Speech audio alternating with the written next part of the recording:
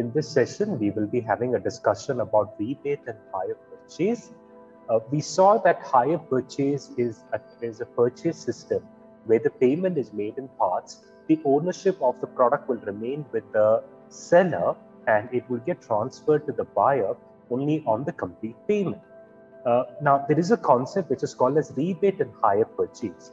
Rebate and hire purchase comes into application when the buyer would like to settle the outstanding amount with the purchaser and then cancel the hire purchase agreement completely and take possession and ownership of the product. So, for example, the buyer has got some money from some source and he would like to utilize this money to pay off whatever is outstanding to the vendor and then take control, take ownership of the product. Then he can go in for what is called as cancellation of the hire purchase agreement.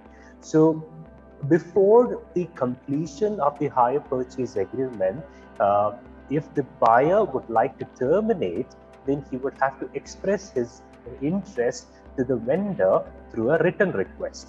And then once the buyer accepts, then what happens is the outstanding amount has to be settled in lump sum.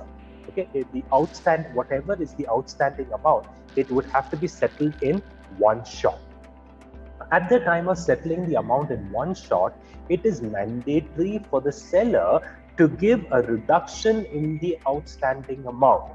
Okay? So the vendor cannot charge the complete amount. It is mandatory for the vendor to give a reduction in the price or in the outstanding amount, and this reduction is what is called as rebate. Okay? This reduction is what is called as rebate. So rebate is the reduction in the outstanding amount when the buyer goes in for cancellation of the hire purchase agreement and he would like to take ownership of the product.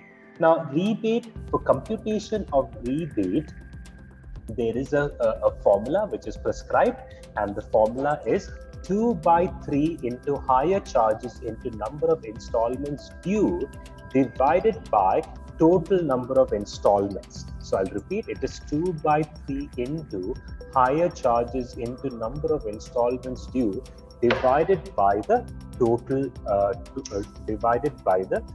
number of installments, and this will give you the rebate amount. Now, it is just not enough for us to have the rebate amount. We will also have to calculate the settlement amount. Now, how do we calculate the settlement amount? Settlement amount is calculated as total amount outstanding minus rebate. Okay, total amount outstanding minus rebate. And how is rebate calculated? The rebate is calculated using the specific formula that I have displayed here on the screen for you. So with that, we have discussed rebate and we've also discussed the calculation